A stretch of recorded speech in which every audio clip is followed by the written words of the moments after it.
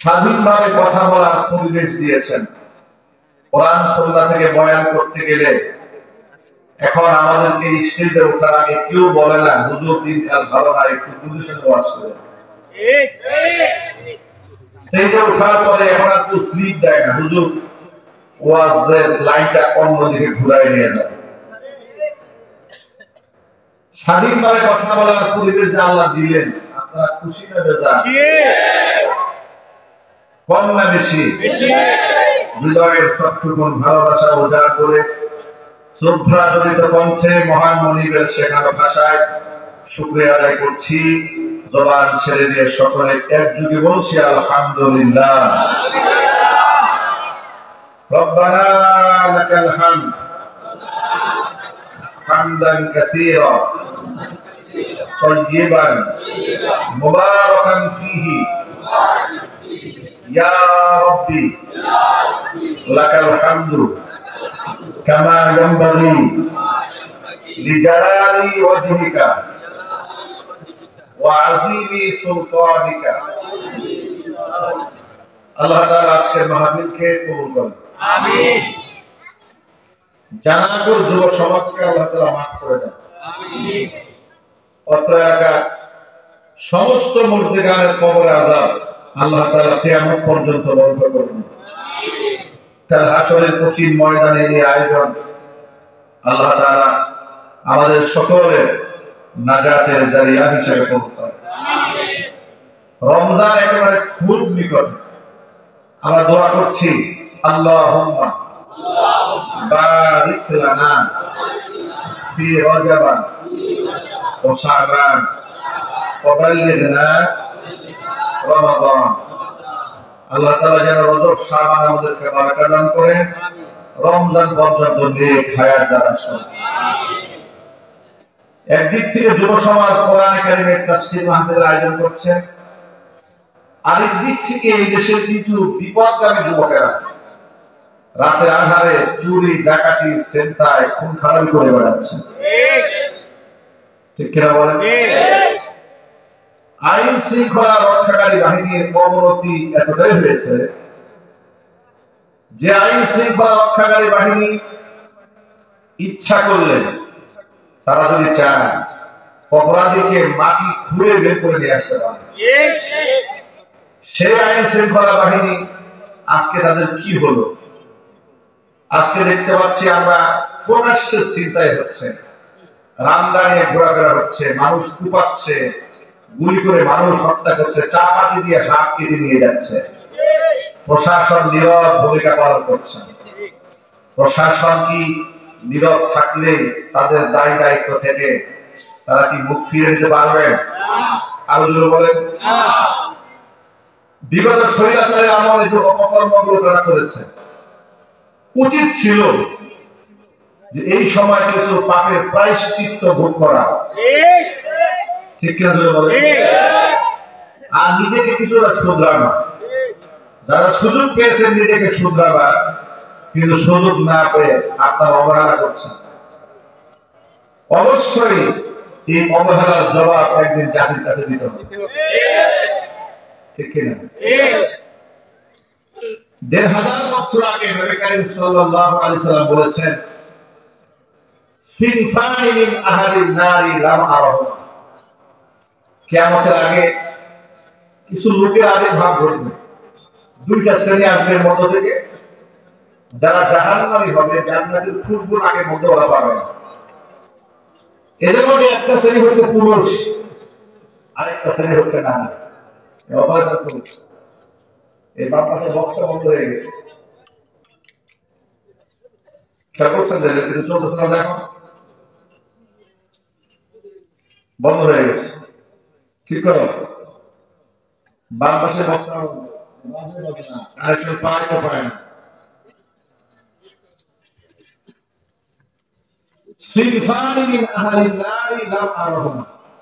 আল্লাহ নবী বলে, কিয়ামতের আগে এমন দুইটা শ্রেণী আসবে পৃথিবীতে, যাদেরকে আমি রাসূল আওয়াজ আমরা দেখি না। এক নম্বর হচ্ছে পুরুষ, রিজালুন বিআইদিহিম সিয়াতুন কাআদনাবিল বাকার। এমন কিছু পুরুষ আসবে পৃথিবীতে যাদের হাতে গরুর লেজের মতো লাঠি থাকবে, ইয়াদরিবুনা বিহান নাস, অন্যায়ভাবে সেই লাঠি দিয়ে তারা মানুষদেরকে আঘাত করবে। মুহাদ্দিসিন এখানে হাদিসের ব্যাখ্যা করে বলেছেন, এর এক নাম্বার ব্যাখ্যা হচ্ছে শেষ জামানা প্রশাসনের দায়িত্বশীল সমস্ত লোকেরা যারা বিনা অপরাধে মানুষের গায়ে হাত তুলে, আছে না নাই? থানায় নিয়ে রিমান্ডের নামে পিটায়া জাতিকে পঙ্গু করেছে, চোখ উপড়ায় নিয়েছে, হাতের নখ খুলে ফেলেছে, পিটিয়ে হাত ভেঙে দিয়েছে। এরকম কাজ প্রশাসনের লোকেরা করেনি? আরো জোরে বলে। জেলখানায় 2018 সালে আমিও ছিলাম, মাহফিল মঞ্চ থেকে আমাকে নামিয়ে নিয়ে গেল এরকম বড় পুলিশ থেকে। জিজ্ঞেস করলাম নিয়ে যাচ্ছেন কোথায়? বলে থানায়। অপরাধ? অপরাধ উপরের নির্দেশ। সকালবেলা আদালতে তুলেছে, মামলা দিয়েছে আমার পকেটে 16টা ককটেল বোমা পাওয়া গেছে। এই ছিল স্বৈরাচারী শাসন ব্যবস্থার ছোট্ট একটা নজিরা। এটা ছোট্ট একটা এক্সাম্পল মাত্র। এরকম হাজার হাজার এক্সাম্পল স্বৈরাচারের আমলে আছে, যারা নিরপরাধ আলেমদেরকে বিশ্ববাসীর সামনে নিকৃষ্টভাবে উপস্থাপন করার জন্য নিজেরা নাটক সাজিয়ে তাদেরকে জঙ্গি হিসেবে উপস্থাপন করেছে।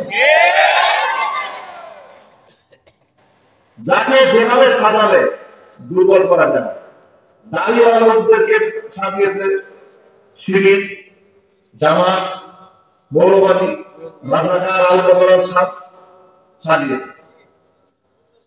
বিরোধীরাও যারা, তাদেরকে এক একজনকে এক একটা মেকানিজমে সাজিয়েছে। কাউকে গাড়ি ঘোড়ার মামলা, কাউকে অস্ত্র মামলা, কাউকে মাদক মামলা। তো হুজুরদের নামে তো মাদক মামলা দিলে এটা শয়তানে খাবে না, পাবলিকও খাবে না, শয়তানও খাবে না। এটা আলেম আমাদেরকে মাদক মামলা দেয় না, আলেমদেরকে অস্ত্র মামলাও দেয় না। দিয়েছে কি কয়েকটা জায়গায় জঙ্গি, ঠিক না? নিজেরা গাঁজা হাতে নিয়ে পাবলিকের পকেটে ঢুকাইয়া ওদের গাঁজার মামলা দিয়েছে। ট্যাবলেট নিজেরা ইয়াবা ট্যাবলেট নিজের হাতে বহন করে পাবলিকের পকেটে ঢুকাইয়া ইয়াবার মামলা দিয়ে চালান করে দিয়েছে। কেন করেছে এগুলো? নিজের কমিশনের জন্য করেছে। কেন করেছে? র্যাঙ্ক একটু উপরে যাবে, এতগুলা এবারও ধরতে পেরেছে, গাঁজাখোর ধরতে পেরেছে, মদখোর ধরতে পেরেছে। নিরপরাধ মানুষদেরকে অপরাধী বানিয়ে জেলখানায় বছরের পর বছর ধরে আটকায় রেখেছে। আমি আমার এখানে সামনে অনেক যুবক ভাইদেরকে দেখতে পাচ্ছি, যুবকেরা আমরা যুবক মানুষ, আমাদের এই যৌবনের একটা নাম আছে, মূল্য আছে। যৌবন চিরদিন থাকবে না, ক্ষমতাও চিরদিন থাকবে না। একদিন ক্ষমতা শেষ হবে, আমাদের যৌবনের তাগড়া এই শক্তিও একদিন শেষ হয়ে যাবে। যারা 16 বছরে এগুলা মানুষের সামনে করেছে, আজকে তাদের দিকে একটু তাকাই দেখে, হাজার কোটি টাকার মালিক, কিন্তু পৃথিবীর আল্লাহ তাদের জন্য এত সংকীর্ণ করে দিয়েছেন, পৃথিবীর কোন মাটি ওদেরকে নিতে চায় না। এমনকি ওরা এখন বলে গেলে বাংলাদেশের মাটিতে ওদের দাফন হবে কিনা এর সন্দেহ আছে। ওদের রাস্তা পর্যন্ত জমি এখন দিতে চাচ্ছে। কোরআন শরীফের একটা আয়াত আপনাদের শোনায় একটু বিদায় নেবেন। আল্লাহ রাব্বুল আলামিন ১,৫০০ বছর আগে সূরা তাহার মধ্যে ঘোষণা করেছেন, ওয়ামান আ'রাদা আন যিকরি ফাইন্না লাহু মাঈশাতান দানকা ওয়া নাহশুরুহু ইয়াওমাল কিয়ামাতি আ'মা قال رب لم حشرتني أعمى وقد كنت بصيرا قال كذلك أتتك آياتنا فنسيتها وكذلك اليوم تنسى আমার কোরআন থেকে যারা দুনিয়াতে মুখ ফিরায় নেবে, এই পৃথিবীতে হাজার কোটি টাকার মালিক যদি ফেরা হয়, শত ক্ষমতার মালিক যদি ফেরা হয়, তাদের জীবনটা স্বাচ্ছন্দ্যপূর্ণ হবে না। জীবন আমি আল্লাহ সংকীর্ণ বানায় দেব। প্রশস্ত পৃথিবী আল্লাহ পাকের জন্য সংকীর্ণ কেমন বানিয়ে দিয়েছেন লক্ষ্য করেন।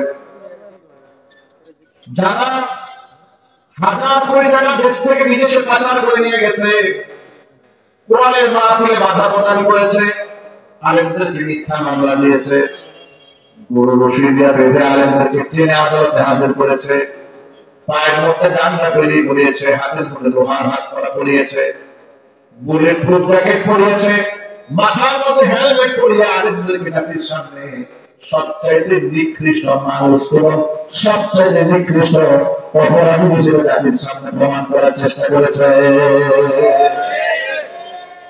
দুনিয়াতেই এদের তো আর শাস্তি পাওয়ার জন্য পরকালে যাওয়ার প্রয়োজন হয় না। দুনিয়াতেই পৃথিবী আল্লাহ এমন সংকীর্ণ করে দিলেন, আমেরিকা আমাদেরকে নিতে চায় না, ব্রিটেন ওদের নেয় না, ইতালি নেয় না, সৌদি নেয় না, দুবাই নেয় না, পৃথিবীর কোন মাটি এদেরকে নিতে চায় না। কথা ঠিক না? পুরা প্রশস্ত দুনিয়া আল্লাহ পাক এদের জন্য সংকীর্ণ করে দিয়েছে, কারণ এর কোরআন থেকে মুখ ফিরিয়ে নিয়েছে। ওরা আবার পাবলিকলি দোকানে বলতো, সকালবেলা আমরা নাকি সর্বপ্রথম যায় নামাজ তালাশ করেন, কোরআন তেলাওয়াত দিয়ে উনি দিবস শুরু করেন। কত বড় আল্লাহর ওলি, কর্মকাণ্ড দেখে মনে হইতো ইবলিস হাসে, আর বক্তব্য দেওয়ার সময় মনে হইতো রাবিয়া মুস্তি নেমে আসে আসমান থেকে। কথা কি বলতে হবে? রাবিয়া মুস্তি কোরআন শরীফ তেলাওয়াত ছাড়া সকালবেলা ওনার সূচনা হয় না। উনি বিভিন্ন জায়গায় গিয়া মানুষদের কাছে বয়ান দিতে, কোরআন তেলাওয়াত করে, যায় নামাজ তালাশ করে বেড়ান। খুব তাহাজ্জুদ, বিরাট পরহেজগার, এত পরহেজগার, এত বেশি পরহেজগার, শুধুমাত্র 2021 সালে 2600 আলেমের নামে মিথ্যা মামলা দিয়েছে। এই হচ্ছে পরহেজগার মহিলার আচরণ। কোরআন শরীফ থেকে মুখ ফিরিয়ে নিয়েছে, মাহফিলে মাহফিলে বাধা তৈরি করেছে। এদের লালিত কুকুরেরা হত্যার সামনে থেকে মাইকগুলো কেড়ে নিয়েছে। শত শত মিডিয়ার সামনে বক্তাকে শাসিয়েছে, ধমক দিয়েছে, স্টেজ থেকে লাথি মেরে মাইক ফেলে দিয়েছে। এমন বিয়াদবি ওরা করে নাই, চিৎকার দিয়ে বলতে হবে করে নাই। কত বড় প্রচন্ড হলে জুলাই আগস্টের বিপ্লবে যে ছেলেরা আহত হয়েছে, পঙ্গু হসপিটালে গেছে, ওখানেও নাটক করতে গেছে। এই নাটক শিল্পী উনি গেছে নাটক করতে, একেবারে আনন্দ দেখাইছে, আর বাচ্চারা কি কষ্ট হয়েছে। অথচ দুবনে বলে আসছে ডাক্তারদেরকে, নো ট্রিটমেন্ট নো রিলিজ। যেগুলো মাইল খেয়ে আছে চিকিৎসা হবে না, রিলিজ হবে না। আজকে জাতির সামনে তা প্রমাণিত হয়েছে। অসুস্থ রোগীদেরকে চিকিৎসা না দিয়ে ভোটে ভোটে মারতে চায়, ও মানুষ নয়, সে জানোয়ার ছাড়া কিচ্ছু নয়। আবার বলে আমার কি দোষ? এর যদি কোনো দোষ না থাকে, ইবলিস শয়তানের কোনো দোষ নেই। আমার ভাইরা, যুবক ভাইদেরকে বিশেষ করে বলছি, যুবকেরা এই জন্য যার তার পেছনে দৌড়ালে হবে না, যেখানে সেখানে জীবন দিলে চলবে না। ওই স্বৈরাচারীর পিছনে যে সমস্ত যুবকরা জীবন নষ্ট করেছে, যৌবন নষ্ট করেছে, একটু খালি চিন্তা করেন। স্বৈরাচারী তো বিমান নিয়ে পালায় গেল, কিন্তু তার পিছনে যারা এলাকার তৃণমূলে যারা আছে, ছাগলের 3 নম্বর বাচ্চার মতো লাফিয়েছে, ওদের অবস্থাটা কি হয়েছে দেখেন। ওদের দিকে ওদের আপা কিংবা ওদের মা একটা বারের জন্য ফিরাও তাকায় নাই। আমি তো মনে করি ওদের কর্মীরা হাসিনার বিরুদ্ধে ঝাড়ু মিছিল করা উচিত। জামাদের বিপদের মধ্যে ছেড়ে দিয়া আপনার জ্ঞাতি গোষ্ঠী নিয়ে বিদেশে গেলেন, আপনার রক্ত যেখানে আছে সব নিয়ে পালাইছেন, বিদেশ গেছেন। আমাদের আছে না, আমাদের বিপদে ফেললেন কেন? কথা ঠিক না? উচিত, ভালো বিচার করা উচিত। যুবকেরা, যেখানে সেখানে জীবন দেওয়া যাবে না। অনেক কর্মীরা রাস্তাঘাটে মারা গেলে লোকেরা আলহামদুলিল্লাহ বলে, এটা কেমন জীবন? আপনি মারা গেলে লোকেরা আলহামদুলিল্লাহ বলবে? আপনি সেই দলের মুখে লাথি মারেন যে দলের রাজনীতি করলে মরার পরে লোকেরা আলহামদুলিল্লাহ। ঠিক করতে চায় না মানুষ। আমি আমার জীবন কেন গঠন করব?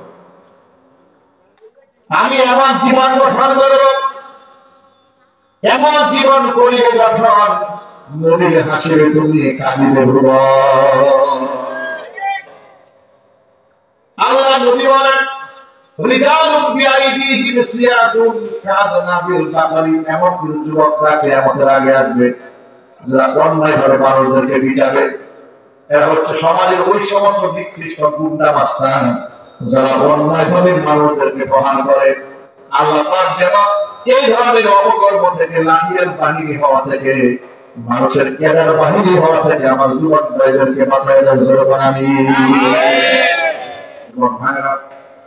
বেনামাজি নেতার পিছনে দৌড়ায় কোনো লাভ নাই, সন্ত্রাসের পিছনে দৌড়ায় কোনো লাভ নাই। তো আমাকে তো মরতেই হবে, ঠিক কি বলেন? আমি যদি কারো বুক ঝাঁঝরা করে দেই, আমি যদি কারো সন্তানদেরকে এতিম বানায় দেই, আমার সন্তানদেরকে আল্লাহ পাক এতিম বানায় দেবে। আমি যে সন্ত্রাসী, হাতের মধ্যে হাতিয়ার তুলে ধরেছি, আমাকে সাহায্য করার জন্য আরেকজনের হাতে হাতিয়ার উঠবে না? চিন্তা করে উঠবে না? তাহলে আমি এই পথে কেন হাঁট? এই পথটা তো ভালো পথ নয়। গুন্ডামির পথটা কি ভালো পথ? সন্ত্রাসের পথ কি ভালো পথ? না, আমরা এই পথে হাঁটবো না। বলেন ইনশাআল্লাহ। জীবন যদি দিতে বলে চায়, আমি আল্লাহর পথে জীবন দিব, কোরআনের জন্য জীবন দেব, আল্লাহ রাসূলের জন্য জীবন দেব। আমি মরেও আমি ধন্য হব, পরকালে বিনা হিসেবে জান্নাত পাবো। আর যদি আল্লাহর জন্য জীবন না দিয়া এই সমস্ত বেনামাজি, সুদখোর, ঘুষখোর, মিথ্যাবাদী রক্ষকদের পিছনে দৌড়ায় মরি, খাসিরাত দুনিয়া ওয়াল আখিরাত, দুনিয়াও শেষ, আখিরাতও শেষ। আল্লাহ হাবিব সাল্লাল্লাহু আলাইহি ওয়াসাল্লাম বলেছেন, রিজালুন বিআইদিহিম সিয়াতুন কাদনা বিল বাকরি, এই সমস্ত লোকদের হাতে থাকবে লাঠি, অন্যায়ভাবে মানুষদেরকে মারবে। আল্লাহ পাক আমার যুবক ভাইদেরকে এমন সন্ত্রাসী কর্মকাণ্ড থেকে হেফাজত করে। জোরে বলেন আমিন। দ্বিতীয় নাম্বার হচ্ছে, এমন কিছু মহিলারা পৃথিবীতে আসবে, নিসাউন কাসিয়াতুন আলিয়াতুন মুমিরাতুন মাইলাতুন, এমন মেয়েরা দুনিয়াতে আসবে যে মেয়েরা পোশাক পরে উলঙ্গ হয়ে থেকে যাবে। এমন পোশাক পরবে, পোশাক পরা যে কথা, না পরা একই কথা। মাইকের আওয়াজ বাহির হচ্ছে, পয়েন্টটা আমার নামটা গুরুত্ব সহকারে শুনবেন। মুহাদ্দিসিরা কেরাম হাদিসের দুইটা ব্যাখ্যা করেছেন। পোশাক পরে মানুষ উলঙ্গ কেমনে থাকে? পোশাক পরে উলঙ্গ থাকার একটা ব্যাখ্যা হচ্ছে, এত পাতলা পোশাক সে পরবে যে পোশাক পরার কারণে বাহির থেকে ভিতরে অঙ্গ প্রত্যঙ্গ দেখা যাবে, এটা একটা ব্যাখ্যা। আরেকটা ব্যাখ্যা হচ্ছে, পাতলা পোশাক নাও হতে পারে, পোশাক ভারী হতে পারে, এত টাইট আর এত ফিটিংস, একদম বডি ফিট পোশাক আছে না ভাই? এই পোশাকগুলো মেয়েরা পরবে, এটা একটা আলামত। এই মেয়েদের আরেকটা আলামত হচ্ছে মুমিনাতুন মাইলাতুন, পরপুরুষকে নিজেদের প্রতি আকৃষ্ট করবে, নিজেও অন্য পুরুষের দিকে আকৃষ্ট হবে। এটা তো এখন সমাজের ভুলি ভুলি, ঠিক না? ইন্টারনেট, ফেসবুক থাকার কারণে, টিকটক আইডি থাকার কারণে মেয়েরা নিজেকে খুব লাবণ্যময়ী করে সাজিয়ে গুছিয়ে পরপুরুষের সামনে উপস্থাপন করে মাত্র কয়টা পয়সার জন্য। নিজেরাও পরপুরুষের দিকে ঝুঁকে পরপুরুষের দিকে নিজেদেরকে আকৃষ্ট করে। ওই যে কয়েকদিন আগে দেখেছেন, ঢাকা মোহাম্মদপুর থেকে 11 বছরের এক মেয়ে হারিয়ে গেছে বলে গোটা দেশ পার হয়ে গেল। পরের দিন পুলিশ খুঁজে দেখে কিসের হারাইছে, সেটা বয়ফ্রেন্ডের হাত ধরে পালাই গেছে। জিজ্ঞেস করা হলো আসলে কি আপনার পরিচয় কিভাবে হলো? টিকটকে পরিচয় হয়েছে। ক্যান্সার রোগে আক্রান্ত মাকে ঘরের মধ্যে রেখে আসছে, টিকটক প্রেমিকার সাথে রাত্রি যাপন করার জন্য উত্তরবঙ্গের নওগাঁ চলে গেছে। আমি সরকারকে বলবো, আপনারা তো সংস্কারের কাজ করতেছেন, আপনারা কাজ করেন। এই বিবাহের জন্য যে আপনারা 18 বছর নির্ধারণ করেছেন, এটা বড় জোর করা হয়েছে। মেয়েদের জন্য 18 বছর করা দরকার নাই, মেয়েরা বালিকা হয়ে গেলে বিবাহের উপযুক্ত হয়ে যায়। কথা বলে কিন্তু এটা সংশোধন করা উচিত। বাল্য বিবাহের নামে অসংখ্য শরীয়ত সম্মত কাজকে বাধা দেওয়া হচ্ছে, বাল্য বিবাহ ঠেকায় দেওয়া হচ্ছে, কিন্তু বাল্য প্রেম ঠেকাবার কোন আইন নেই। কথা ঠিক না? ঠিক বলে আমার ভাইরা, আল্লাহ হাবিব বলেন নিজেরাও তারা পর পুরুষের দিকে ঝুঁকে যাবে, পর পুরুষকে নিজের প্রতি আকৃষ্ট করবে। ওদের মাথার চুলের স্টাইলটা কেমন হবে শোনো।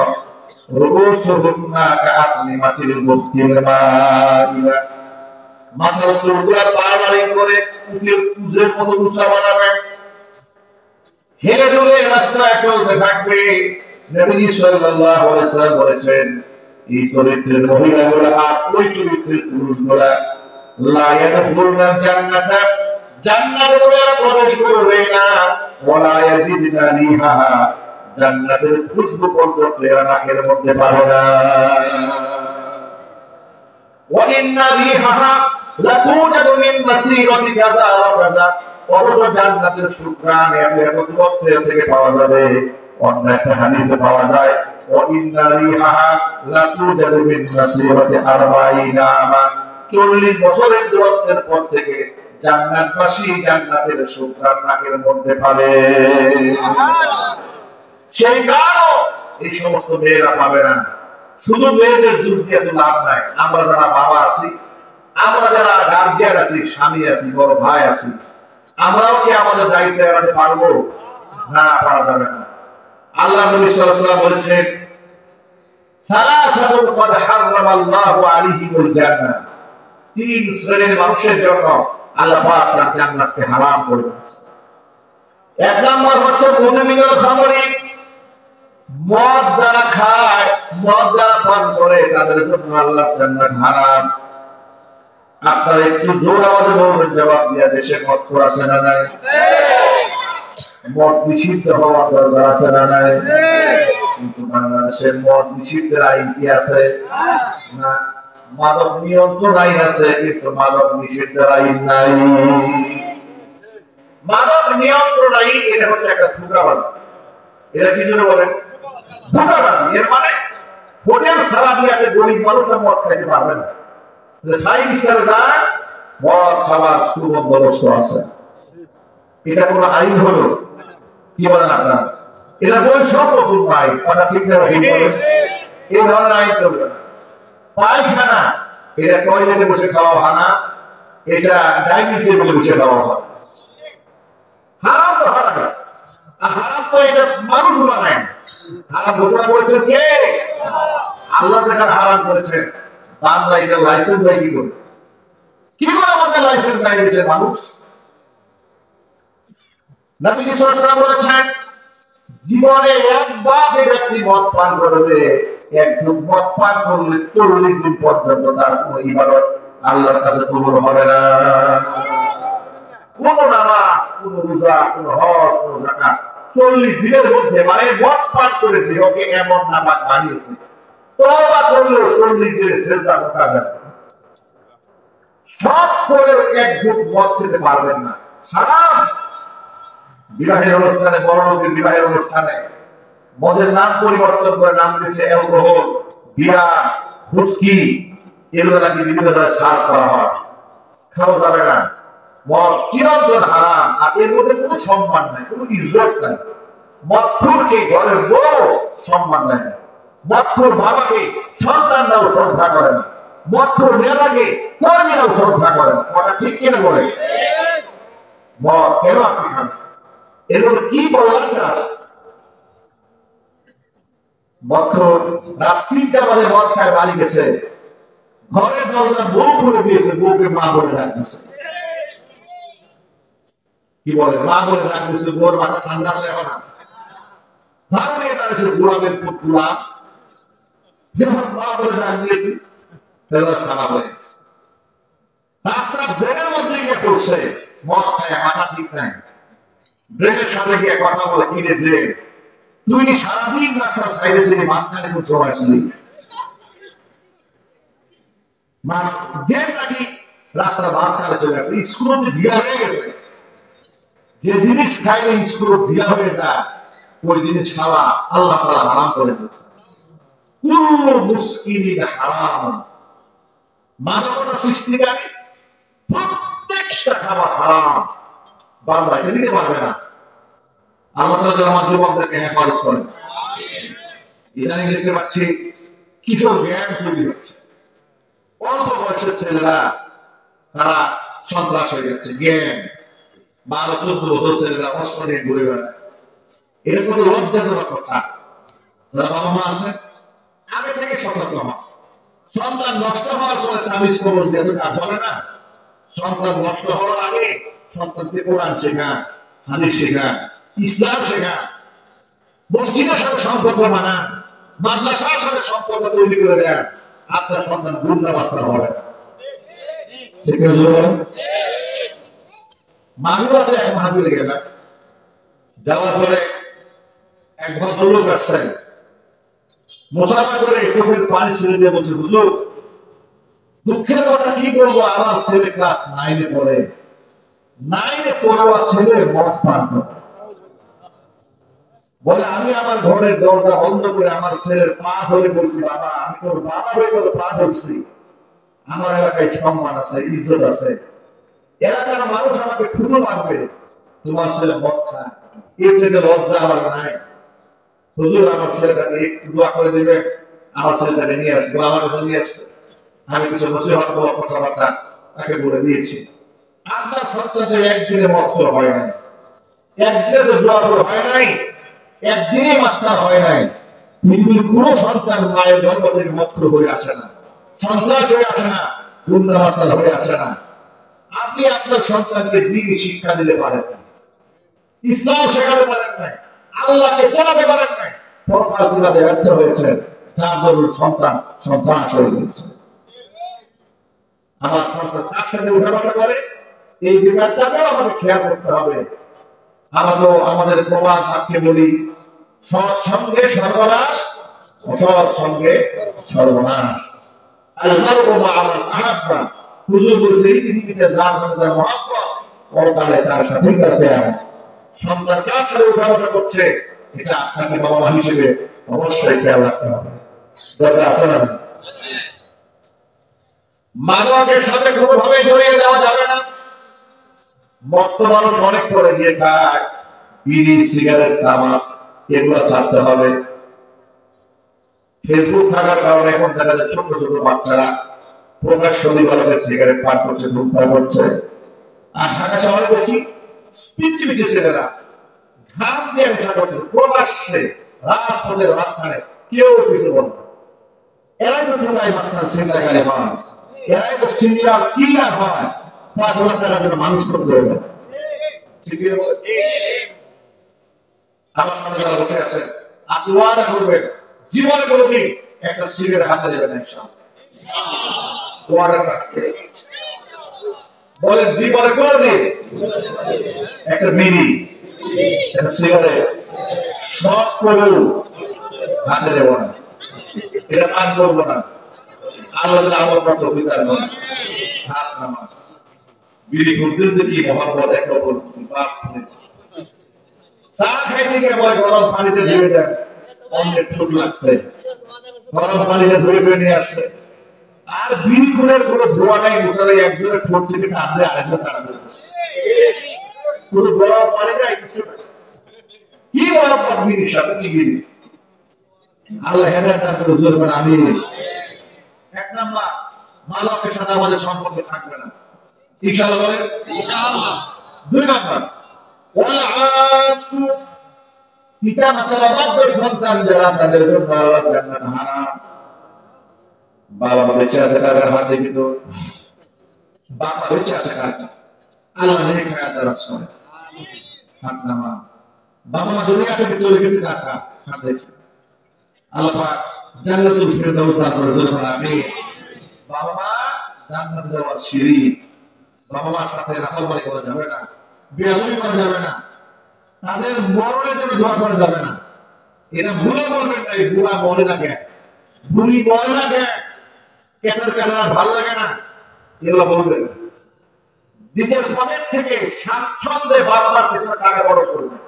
হুজুর বলেছে যে ব্যক্তি তার নিজেকে বরকত চায় সে যেন বাবা মার পিছনে পয়সা খরচ করে। আর এখন তো সমাজের ছেলেরা বাবা মার পিছনে টাকা ব্যয় করে কি বোঝা মনে, ঠিক না? বোঝা মনে। উত্তরবঙ্গে একটা বৃদ্ধাশ্রম আছে, ভদ্র মহিলা এই বৃদ্ধাশ্রমের ওনার যিনি পরিচালক তিনি নাম দিয়েছেন বেড়া শেষে। কয়েকদিন আগে টেলিভিশনের একটা সাংবাদিকের সাক্ষাৎকারে উনি একটা গল্প বললেন, এই বৃদ্ধাশ্রমের ইতিহাস বললেন। তিনি বলেন ঢাকা শহরের মোহাম্মদপুরে এক ভদ্র মহিলার সাথে তার একটা সম্পর্ক আছে, মৌখিক চেনা। তো ভদ্র মহিলার দুই ছেলে বিদেশ থাকে, দুই ছেলে ডাক্তার। তো তিনি একদিন লক্ষ্য করলেন যে 2-3 দিন হয়ে যাচ্ছে ওই মহিলার সাথে দেখা নেই, বয়স্ক মহিলা। তিনি বলেন আমি তার বাড়ি চিনি, বাড়িতে গেলাম, গিয়ে দেখি ভেতর থেকে দরজা বন্ধ। সন্ধ্যাবেলা করে বুড়া মানুষ কোনো সমস্যা হলো কিনা, প্রশাসনের লোক এসছে, দরজা ভেঙে ভিতরে ঢুকলাম। মহিলা বলছেন ঘরের ভিতরে ঢুকে দেখি ওই মহিলার অর্ধেক অঙ্গ প্যারালাইজ হয়ে গেছে, বিছানায় পেশাব পায়খানা করে শুয়ে আছে। এই অবস্থার মধ্যে তাকে ঢাকা মেডিকেল কলেজে দেওয়া হলো, চিকিৎসা দেওয়া হলো। সন্তানদেরকে বিদেশে রওনা দেওয়া হলো, দুই ছেলে ডাক্তার, বিদেশে ডক্টরি করে। তারা বিদেশ থেকে আসলেন। বৃদ্ধাশ্রমের পরিচালক তিনি বলছেন ছেলেরা বিদেশ থেকে এসে প্রথম মায়ের সাক্ষাৎকারে তারা যে কাজটা করলো সেটা হলো এই, বিদেশ থেকে বাংলাদেশে এসে মায়ের সাথে সাক্ষাৎ করতে আসার সময় তারা হাতের মধ্যে করে কয়েকটা স্টাম্প নিয়ে আসছেন, দলিল নিয়ে আসছেন। দলিল নিয়ে এসে এই বৃদ্ধা মায়ের হাত থেকে টিপসই নিয়ে মায়ের নামে যত সম্পদ ছিল সব লিখে নেওয়ার পরে বলছে, ওই মহিলা বলতেছে ছেলেরা ওনাকে বলতেছে যে আপনি আমাদের বোনের মতো, আমরা বিদেশ থাকি, আমার মাটাকে আপনি দেখে চলে রাখবেন, যত টাকা পয়সা লাগে বিদেশ থেকে আমরা পাঠাবো। এই কথা বলে দুই ছেলে মায়ের সমস্ত সহায় সম্পদ যা ছিল সব লিখে নিয়ে আবার বিদেশ চলে গেছে। ওই মহিলা তার কাছে থেকে তার সেবা নিতে নিতে এক সময় সে মারা গেছে। মহিলা এই কথা বলতে গিয়ে আমি আপ্লুত হলেন, তিনি বললেন এই মহিলাটা মারা গেলেন, আজ পর্যন্ত সন্তানরা একটা ফুল দিয়ে খোঁজ খবর নেন নাই তিনি বেঁচে আছেন না মরে গেছে। এটা হচ্ছে পৃথিবী, এটা হচ্ছে পৃথিবীর চরম বাস্তবতা।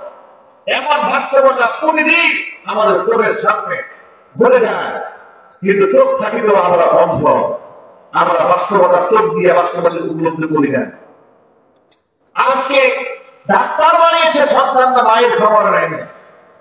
আমি তামাম পৃথিবীকে চ্যালেঞ্জ করে বলতে পারি এই দুনিয়াতে যত বৃদ্ধাশ্রম আছে একটু খোঁজ খবর নিয়ে দেখেন। গাজীপুরের মণিপুরি বৃদ্ধাশ্রম আছে, খবর নিয়ে দেখেন। বড় বড় অফিসারদের বাপমা পাবেন, সরকারি বহু বড় বড় আমলাদের বাপমা বৃদ্ধাশ্রমে পাবেন, কিন্তু আল্লাহর কসম একটা হাফেজের মা, একটা আলেমের বাপমা বৃদ্ধাশ্রমে খুঁজে পাবেন না। কারণ মাদ্রাসা থেকে আমরা আমাদের সন্তানদেরকে শিখিয়ে দিয়েছি, কোরআন বলেছি ওয়াকাদা রাব্বুকা আল্লা তা'বুদু ইল্লা ইয়্যাহু ওয়া বিল ওয়ালিদাইনি ইহসানা। তোমার রবের নির্দেশনা ইবাদত করবে, গোলামি করবে একমাত্র আল্লাহ, আর আল্লাহ ইবাদতের পরে তোমরা বাপ মার সেবা করবে। সুবহানাল্লাহ। ইম্মা ইয়াবলুগান্না ইনদাকাল কিবারা আহাদুহুমা, তোমার জীবন দশায় বাবা মার কোনো একজন যদি বার্ধক্যে উপনীত হয়ে যায়, আও কিলাহুমা, উভয় যদি উপনীত হয়ে যায়, ফালা তাকুল লাহুমা উফফিন ওয়ালা তানহারহুমা, উফ শব্দ বললে মনে যদি আঘাত পায় সেটাও বলতে পারবে না, বাপ মাকে ধমক দিতে পারবে না।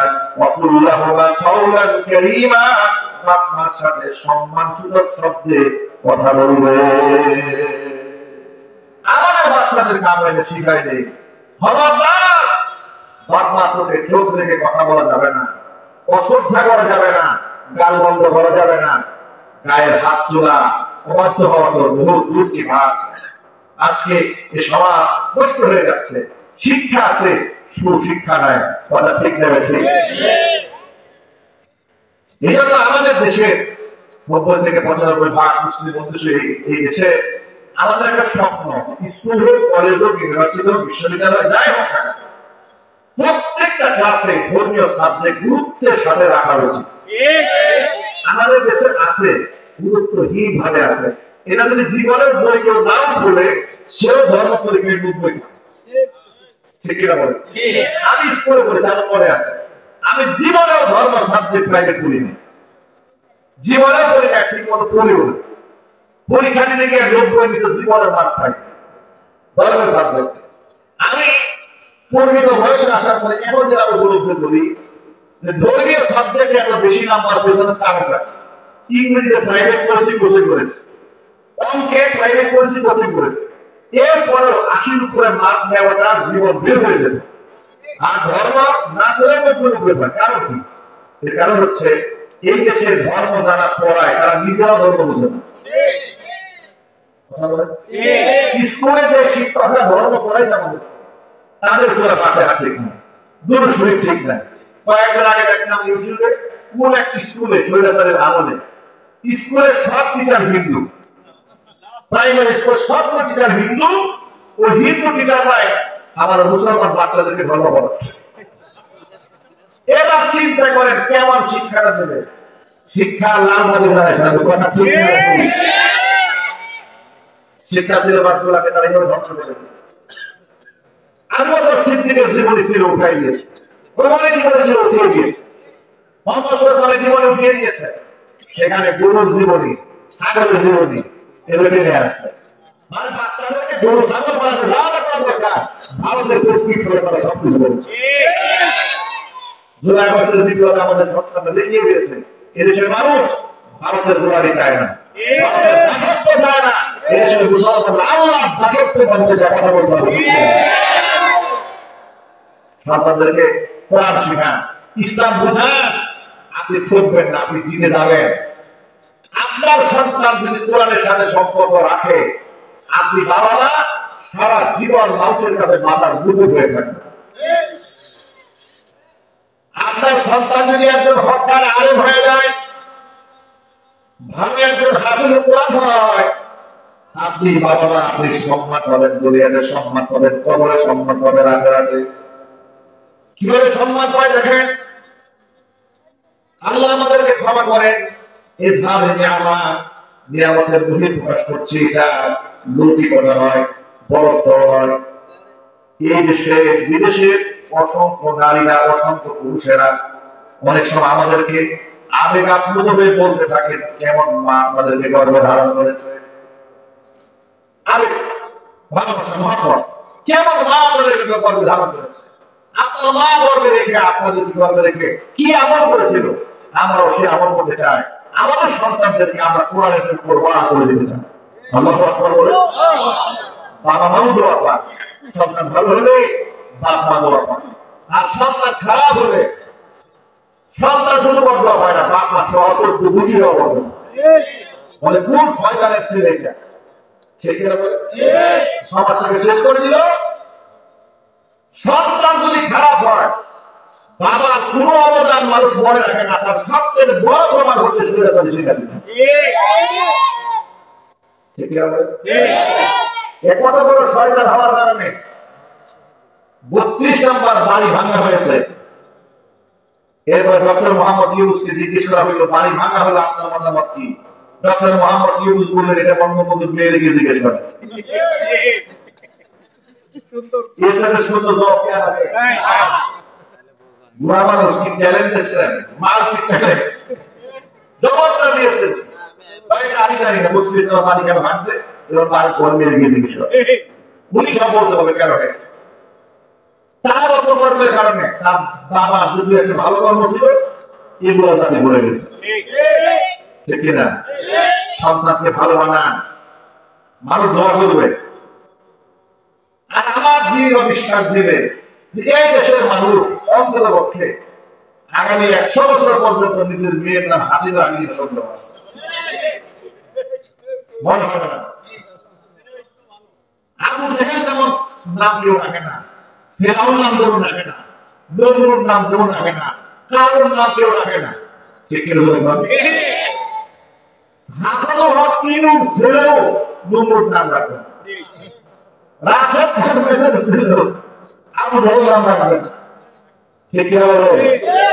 এই জন্য সন্তানদের কোরআন শেখান, ইসলাম শেখান, আল্লাহর সাথে মহব্বত শেখান।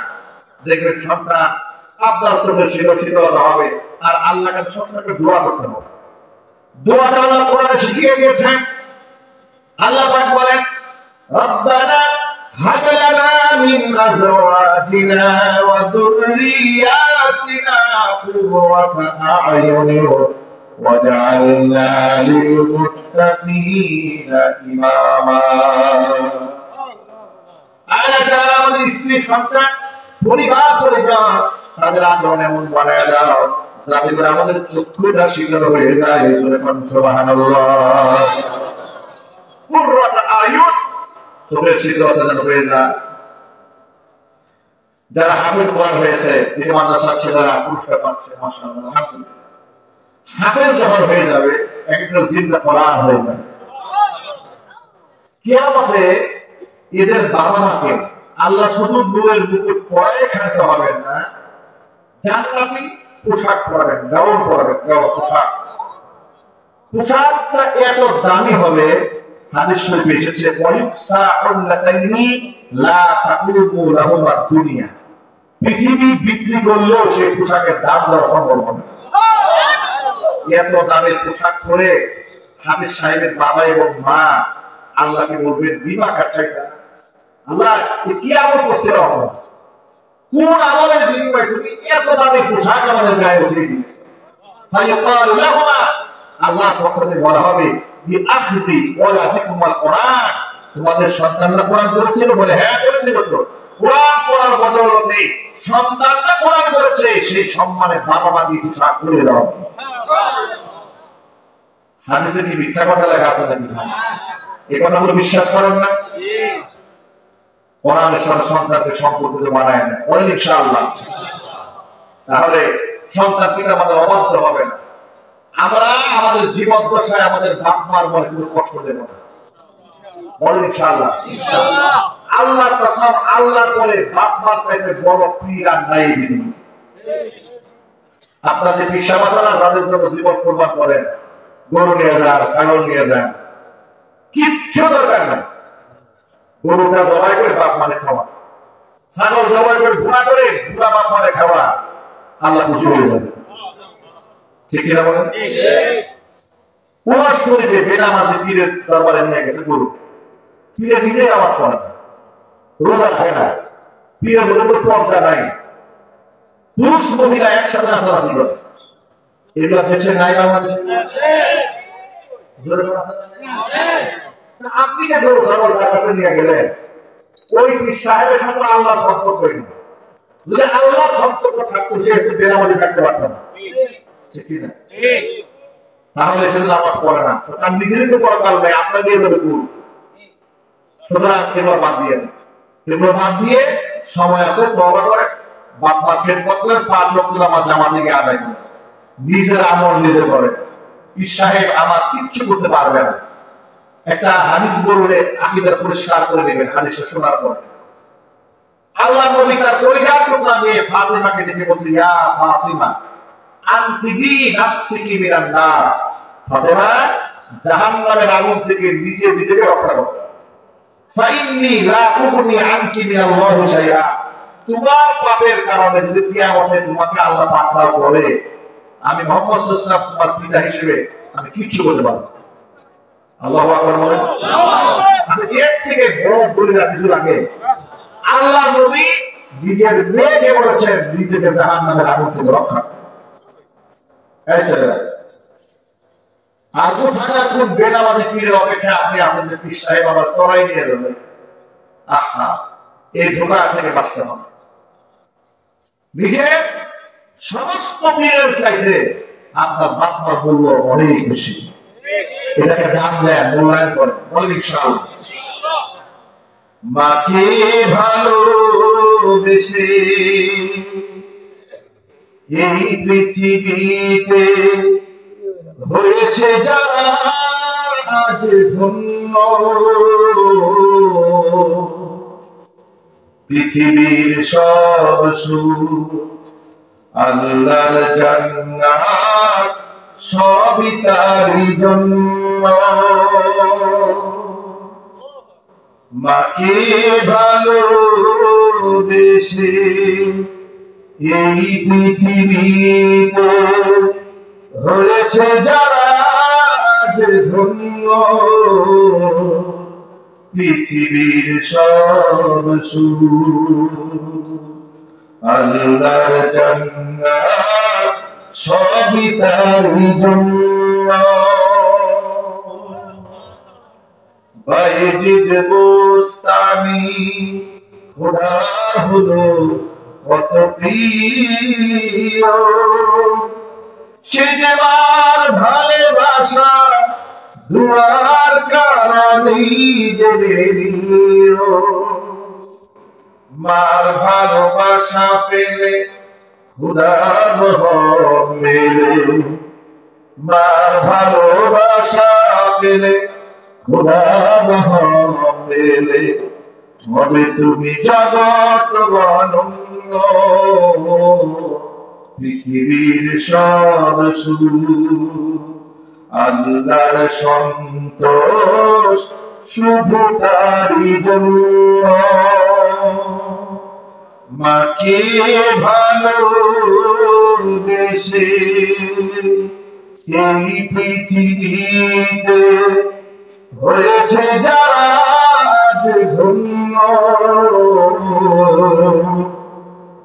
পৃথিবীর সব সুখ আল্লাহর সন্তোষ শুধু তারই জন্য। আল্লাহ তাআলা আমাদের মা বাবাকে মৃত্যু পর্যন্ত আমাদের মহব্বত করার তৌফিক দান করেন। তারা আল্লাহর রহমত, তারা জান্নাতে যাওয়ার সিঁড়ি, এই সিঁড়ি ভাঙা যাবে না, এই সিঁড়ি নষ্ট করা যাবে না। মনে থাকবেন ভাই ইনশাআল্লাহ। তাহলে বাবা মার অবাধ্য যারা হয় তাদের জন্য আল্লাহর জান্নাত। 3 নাম্বার আল্লাহ নবী বলেন ওয়াদাইয়ুসুল্লাযী ইউকিমু ফি আহলিহিল খাবার, ওই দাইয়ুস পুরুষ, যে দাইয়ুস পুরুষ তার অধীনস্থ নারীদেরকে বেপরদায় চালায়। অশ্লীল শরীয়ত বিরোধী কর্মকাণ্ড নিজের সন্তান নিজের স্ত্রী করার পরেও স্বামী বাধা দেয় না, বাবা বাধা দেয় না, আছে না নাই?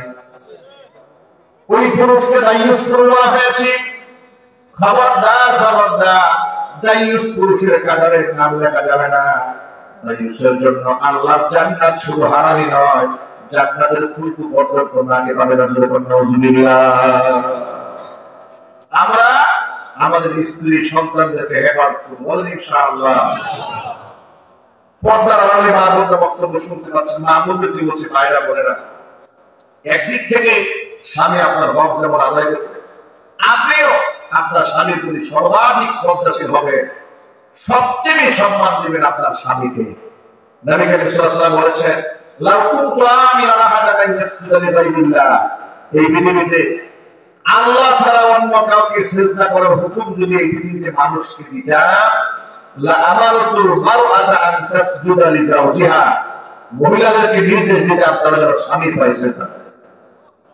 আল্লাহ নবী আবার কসম করে বলেন, ওয়াল্লাহি, আল্লাহর কসম করে বলি, লা তুআদ্দিল মারআতু হাক্কা রাব্বিহা হাত্তা তুআদ্দি হাক্কা যাওজিহা, একটা নারী ততক্ষণ স্বামী, ততক্ষণ সে তার নবীর হক আদায় করতে পারে না যতক্ষণ সে স্বামীর হক না আদায় করে। স্বামীর হকের ব্যাপারে যত্নবান হতে হবে। বর্তমানে ডিভোর্স বাড়তেছে, তালাক বাড়তেছে, ঠিক কিনা যেটা বলে? স্বামী অবাধ্য হওয়ার কারণে। স্বামী কি হওয়ার কারণে? অবাধ্য হওয়ার কারণে। নবী করিম সাল্লাল্লাহু আলাইহি ওয়াসাল্লাম বলেছেন ইত্তালাতু ফিল জান্নাহ, আমি জান্নাতে উকি মারলাম, আমি দেখি জান্নাতে কারা, ফারাইতু আকসারা আহলিল ফুকারা, জান্নাতে তাকাই দেখি পৃথিবীর অধিকাংশ গরিব মানুষগুলো জান্নাতের আসমানে দখল করে নিয়েছে।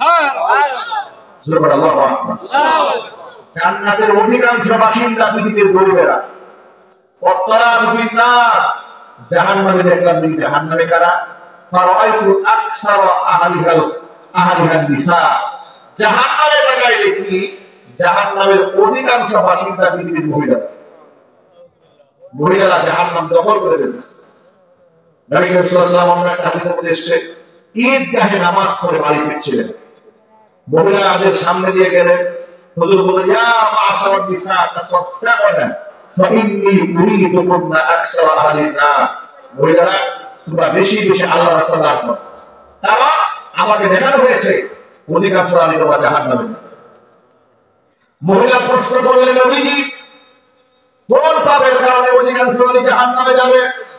হুজুর বললেন দুইটা পাপের কারণে অধিকাংশ নারীরা জাহান্নামে যাবে। একটা পাপ হচ্ছে তাকসুরুল আশি ওয়া তাকসুরুল লানা, বেশি বেশি স্বামীর নাফরমানি করা, দুই নম্বর বেশি বেশি লানত দেওয়া। এই খাসলাত গুলো মহিলাদের আছে। 10 বছর সংসার করার পরে একদিন যদি একটুখানি কথা কাটাকাটি হয়েছে, মুখের উপর বলে বলবে 10 বছরে আপনার সংসারের সুখ কি জিনিস চলে গেছে, ঠিক না? আর একটা কমন ডায়লগ আছে, সেটা কি জানেন? একমাত্র আমি দেখে তোমার সংসারটা করলাম, আছে না? মায়েরা, এটা করা যাবে না। বিগত জীবনে যা হয়েছে পাস্ট টু পাস্ট, অতীত তো অতীত ছেড়ে দূর হয়ে গেছে, নিজেকে এখন থেকে শুধরায় না। বলেন ইনশাআল্লাহ। আমরাও শুধরাবো, মা বোনরাও শুধরাবে ইনশাআল্লাহ। এক্ষেত্রে পুরুষদেরকে একটা কথা বলি, মা বোনদের প্রতি আমাদের অবিচার না করি। আল্লাহ তাআলা তাদেরকে তৈরি করেছেন একটু ভিন্ন ধাঁচে। হুজুর পাক সাল্লাল্লাহু আলাইহি ওয়াসাল্লাম বলেছেন ইন্নাল মারআতা খুলিকাত মিন দিরাইন, নারীদেরকে বক্র হাড়ে তৈরি করা হয়েছে।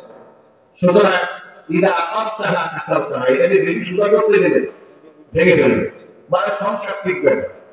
ওয়া ইদা ইসতামতা'তা বিহা ইসতামতা'তা বিহা ওয়া ফিহা ইউজুর, আপনি এনে সুখের সংসার করতে চান, তাহলে ওই বক্রতাটাকে ম্যানেজ করেই চলতে হবে। সুতরাং যখন দেখবেন যে বউর মেজাজ একটু বেশি খারাপ হয়ে গেছে, তখন আপনি বুঝে নেবেন আল্লাহ বানাইছে এই সিস্টেম। এরা সব জিনিস সমাজে বুঝবেন, সব দিনের জিরাপের মতো পেঁচ দেবে আগে, এরপরে বুঝবে। এক কথা 2-3 বার না বললে তারা ঠিক থাকে না। এরপরে যখন আপনি শ্বশুর বাড়ি, আপনার শ্বশুর বাড়ি কোনো লোকজন বাড়িতে আসবে, আসলে দেখবে যে তার প্রস্তুতি খুব আগে থেকে করতে হবে। আর আপনার বাড়ির লোকজন যদি আসে, দেখবে মেজাজ খুব খারাপ, ঠিক না? এগুলোকে একটু কৌশল করে চলতে হবে। এখানে মেজাজ দেখায় কোনো লাভ নেই, মেজাজ দেখাবেন না। আর ভুলেও স্ত্রীর সামনে শ্বশুর শাশুড়ি পর্দা করবে না, তাহলে কিন্তু খাদ্যে লবণ লাগবে বেশি, ঝাল বেশি হয়ে যাবে, ঠিক না? বলে এগুলো করা যাবে না, দুষ্টুমি খুঁজে বের করা যাবে না। মাঝে মাঝে কৌশল করে তাওলিয়া করবেন। তাওলিয়া, তাওলিয়া বুঝলেন? মানে মিথ্যা না আর সত্য না। বউকে খুশি করার জন্য এই কৌশলটা করা যায় আছে। স্ত্রীকে খুশি করতে গিয়ে স্বামী কিছু কৌশল অবলম্বন করতে পারে। কয়েকটা ক্ষেত্রে আপনি এই কাজটা করতে পারেন।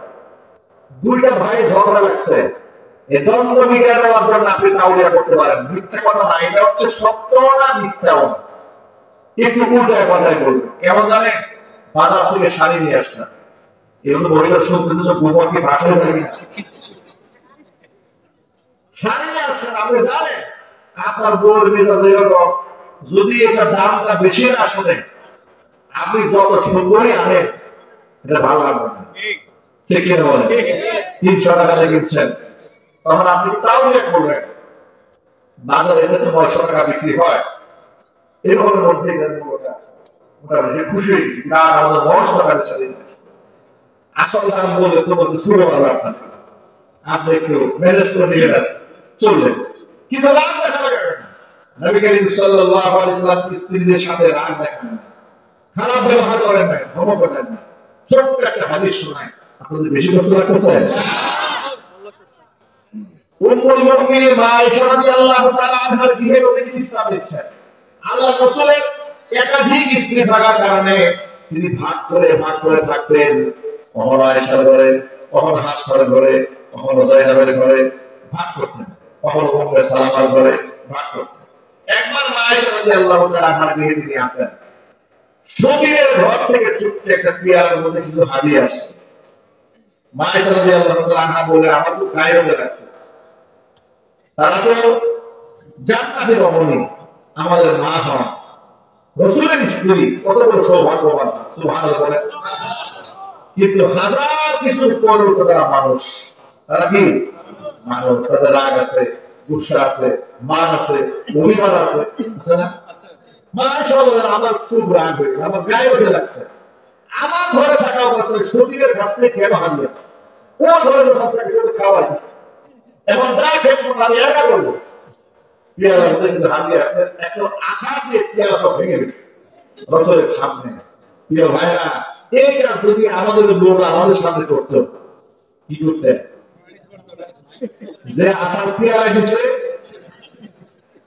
ওই রকম একটা আশার তারা দিতেন, ঠিক না? মা আয়েশাকে বলে, শোনেন, মা আয়েশা হুজুর প্রশংসা করে বলে, আমার বয়স আমার একটু কম ছিল, আমি আবেগী ছিলাম, আমি আশা করে পেয়ালা ভেঙে ফেললাম। দেখলাম আল্লাহর নবী আমার প্রতি সামান্য যখন রাগ হয়ে একটু ভুল উজ্জ্বল করলেন, আমাকে গালিও দিলেন, আমার সতীনের সাথে আমার সম্পর্কের দূরত্ব যেন সৃষ্টি না হয়, ভুল হয়ে একটা পেয়ালা কিনে তার বাড়িতে খালি পেয়ালা সেবা দিলেন। রাসূল বুঝতেই দিলেন না জানি পেয়ালা ভেঙে গেছে। আল্লাহু আকবার। যারা একাধিক বিবাহ করতে চান, এই ভারসাম্য আগে শেখেন। খালি একাধিক বিবাহ করা সুন্নাত, কিন্তু মেইনটেইন করা যে কত কঠিন, এটা আগে বুঝতে হবে। যাদের সামর্থ্য আছে এরা বিবাহ করে না, যাদের সামর্থ্য হয় এরা করে ছয় না। গুনাবাড়ি জেলখানার ওদের মাথায় এক রিক্সাওয়ালাকে দেখি 3 মহিলা করার ধরছে, তিন এখানে ধরছে, একজন পিছন ধরছে, একজন এখানে ধরছে। আমি রাস্তা দিয়ে যাচ্ছি, দেখলাম কি বেইজ্জত কারবার, 3 মহিলা রিক্সাওয়ালাকে টেনে নিচে নামাইছে, সব মানুষ জমা হয়ে গেছে। আমি জিজ্ঞেস করলাম, ভাই কি হয়েছে এখানে? তো হুজুর আজ বলবে, এক রিক্সাওয়ালা 3 বউয়ে এরে ধরছে। যেখানে যায় সেখানে একটা করে বিয়ে করে, বিয়ে করার পরে বউকে ঘরে ফালাই রেখে চলে আসে, পরে গিয়ে আরেকটা করে। সে ঢাকাতে বিয়ে করছে একটা, সাভারে করছে একটা, রাজুকে করছে একটা। কিভাবে 3 বউ নেটওয়ার্ক মিলছে একসাথে, 3 ধরে ষড়যন্ত্র করে এক জায়গায় আটকাইছে, যে ধর এটা আরেক জায়গায় আরেকটা বিবাহ করবে। শুধুমাত্র বিবাহ করে হবে না, এদের হক আদায় করতে হবে। নবী রাসূল বলেছেন, একাধিক স্ত্রীর মধ্যে যারা সমতা রক্ষা না করে, কিয়ামতের দিন অর্ধভঙ্গ প্যারালাইজড অবস্থায় হাসরের ময়দানে রবের সামনে তারা দাঁড়াবে। আলহামদুলিল্লাহ।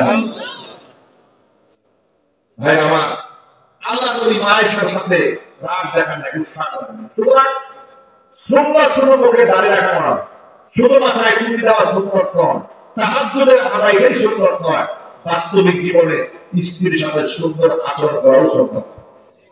এবার আমরা মনে থাকবেন ইনশাআল্লাহ। আল্লাহ পাক আমাদেরকে আমল করার তৌফিক দান করুন, আমিন। আমাদের মায়ের বোনেরা আমাদের হক আদায় করবে, আমরা আমাদের স্ত্রীদের হক আদায় করব। আমরা দায়ুসের কারণে আমাদের নাম লেখাতে চাই না। আল্লাহ তাআলা যেন সকলকে হেফাজত করে, জোরে করে আমিন। সামনে রমজান আসতেছে, মায়েদের জন্য আর একটা কথা আল্লাহ নবী বলেন, আল মারআতু ইযা সাল্লাত খামসাহা, মহিলা যদি 5 ওয়াক্ত নামাজ ঠিকমতো আদায় করে, ওয়াসামাত শাহরা, রমজানের মাসে রোজা রাখে, ওয়া আতাআত মালাহা, স্বামীর আনুগত্য করে, ও আহসানাত ফারজাহা, সতীত্বের হিফাজত করে, তাদখুলু ফি আইয়ি বাবিন মিন আবওয়াবিল জান্নাতি শাআ'আত ইয়াওমাল কিয়ামাহ, কিয়ামতের দিন জান্নাতের আপনি দরজা দিয়ে খুশি, ওই দরজা দিয়ে আল্লাহ জান্নাতে চলে যাবে।